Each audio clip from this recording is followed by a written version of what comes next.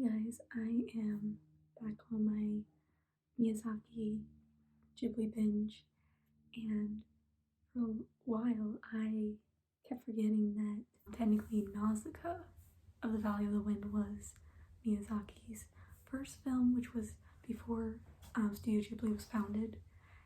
So I went from Castle in the Sky to Lupin, the Castle of, oh my gosh, I don't know why I can't remember the name, but that one, and then now I'm on Nausicaa of the Valley of the Wind, so it was kind of out of order.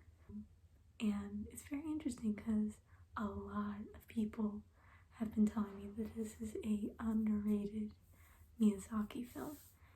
And I didn't know why, because like Castle in the Sky, there's other names that really make you think of Miyazaki and Ghibli. There's House Moving Castle, Spirited Away, With the Wind Rises, and yeah, I never watched Nausicaa when I first started with Studio Ghibli, and I'm kind of sad about that because when I watched it, I was pleasantly surprised by how much I enjoyed it. Castle in the Sky ranks a little bit higher than Nausicaa, but I still enjoy this film. I think a lot of people should be watching this film because it's got a very important message about taking care of your world. But we'll get to that in a second. I want to talk about my favorite element of this film, which I don't think Castle in the Sky really did for me, was the protagonist, Nausicaa herself. She was, oh my gosh, she is such a role model because not only is she a princess, but she doesn't have like Mary Sue qualities about her. She is a great leader, but she can also feel very emotional when something goes wrong or something she loves is being threatened. And you just feel her emotions. I really love that.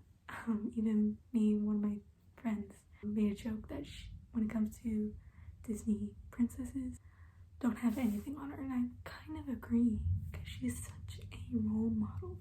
I also like that they didn't make Asbel her like eventual love interest.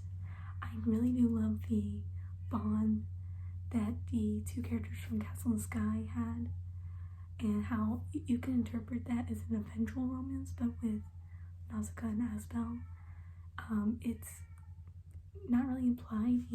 You just see a friendship. It's not even on screen for that long because the main focus is the story. So I really like that they didn't turn into a romance, but I really do love when Miyazaki writes romance because he does a good job of building a connection between two people and how that can turn into love. But yeah, this gave a lot more screen time to side characters, which I didn't get with Castle in the Sky. I only remember the villain and the pirates. With Nausicaa, I remember a lot more.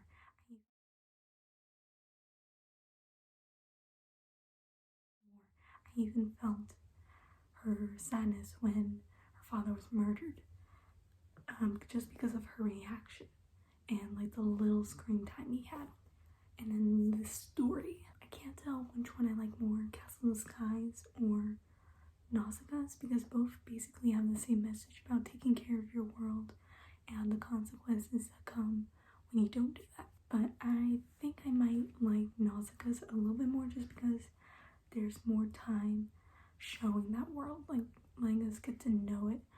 But in Castle in the Sky's defense, the world that they've been talking about was basically extinct, so that there wasn't much time to focus on that past world.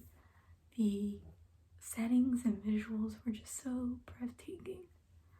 The one scene where she's in the golden field was just so beautiful.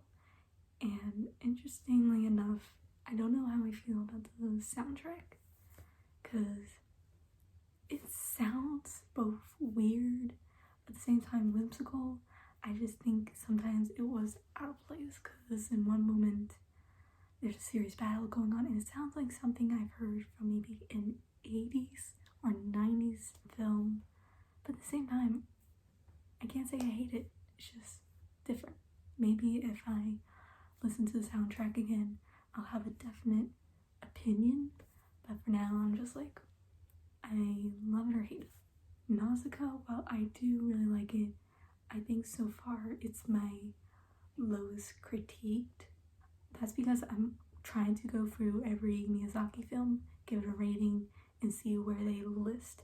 I've seen plenty of Miyazaki films throughout my life, it's just I have not critiqued them that I have right now.